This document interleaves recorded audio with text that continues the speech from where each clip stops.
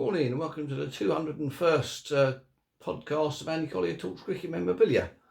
Hopefully plenty more to come, so we'll start off with this one with a few books actually that's turned up this year. We'll start with Andy B's. We've got Legend of Hobbs and Sutcliffe there, very good book if you can still get hold of one. Well done Andy for that one. That's a nice book there. Another nice one turned up from Jerry, which was W.G. Grace's Cricket, which was really written by Methven Brownlee, or Methven Brownlee, there's his Methven Brownlee there, and it was also signed by him, if I can get hold of it, to Gladys, his daughter. So that's quite a nice book there on W.G. Grace. Very interesting book to read actually, if you can get hold of one of those.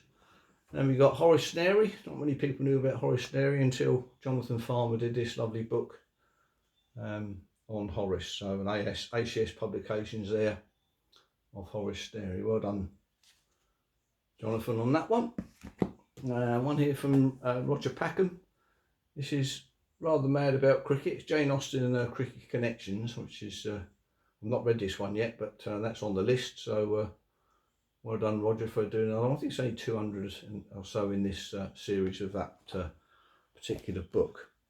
And then James Merchant's been writing well the last year. We've got this lovely Cricket World of Clary Grimmett. This one's number 7 of 50. So well done to James down there in Australia for doing that. And if you look behind me, like you probably have been over the last few weeks, is James's cricket ceramics there.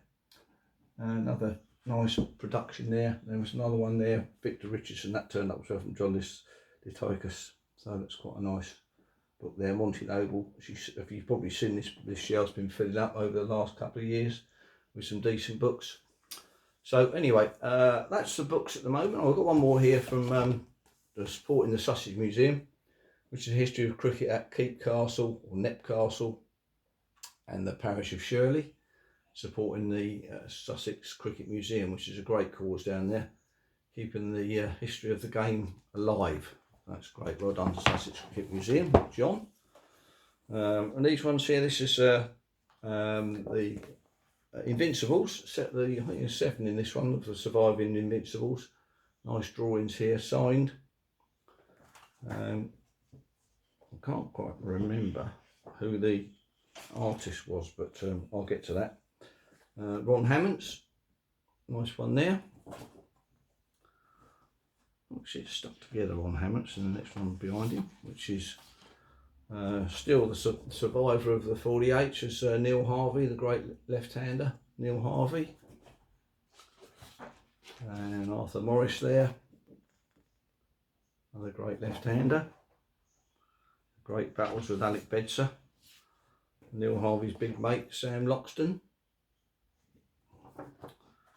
And then there's 3 more. We've got Bill Brown. Nice one there, Bill Brown. And then the last one in the series is Ernie Toshak. Ernie Toshak there, famously got a passenger to sign some of his signature sheets on board ship and spelt his name wrong. So that didn't go down very well with the players. But anyway, so we're going on now to just a signature of Jack Hobbs to go in this lovely photograph here of Jack against Warwickshire at the Oval. That is probably one of my favourite photographs actually, with him driving out there just to match Wally Hammond's drive against New South Wales back in the day. That's a nice signature there to go with that. And a couple of nice Australian photographs here. This is Australia 30-31. The Archie Jackson, Bradman, Kippax, McCabe, Fairfax, all down there. Nice photograph, that one. Original photograph. Another original here is what's this one? It's another New South Wales one. There's Kippax on there, Bradman. Again, Bill Brown up the back there. Jack Fingleton. A nice original photograph there. That's 1934, I think, that one.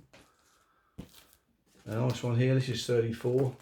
We've got Oldfield and Bill Brown there. We've got Alan McGilvray and Jack Fingleton there. Alan McGilvray, the great commentator. Also on the back there, Barry Theek, Wendell, Bill, another Clem Hill, Huey Chivers, and a nice photograph, original photograph there from the Melbourne Studios. Melbourne Studios, where's that? Sydney, Pitt Street in Sydney. Nice one here from the Bodyline series, a swap there with Peter Schofield. This is the first match of the Bodyline series, a supplement pull-out, the Australian. Very nice, that one, quite pleased with that. A bit fragile to be honest now. So just move on to some postcards. Nice one there with later years of Jack Hobbs, the Master. That's a nice one there, that was from an auction. A couple of nice ones here with the Ashes in the Bag. This one signed by Ray Linwall. And this one by Bill O'Reilly. And the lovely felt tip pen. A couple of more Valentine's cards turned up this year with Valentine's series cards, not Valentine's cards. This one is Frank Laver. Nice one. There's only 6 in this series apparently, and I've got to get Warwick Armstrong. There's Joe Darling. Nice one there of Clem Hill. This at Lord's, this one. And we've got the great Victor Trumper there. And so this is the Valentine series, and there's Monty Noble there. That's a nice series to collect. But apparently there's only 6 of them. And another nice thing that turned up at the auction was this lovely card here, which is Canadian and Australian Royal Mail line, RMS Miawara. So it's a lovely card there, and it's a grand concert. You can see on there, if I get it closely, Monty Noble, Clem Hill and company, so a bit of a singing and dancing going on there. Mrs. Monty Noble there, so we now know that they went on the tour with them as well. So good provenance there. Lovely card that, 1905 that is. Saturday, April the 8th, 1905, grand concert.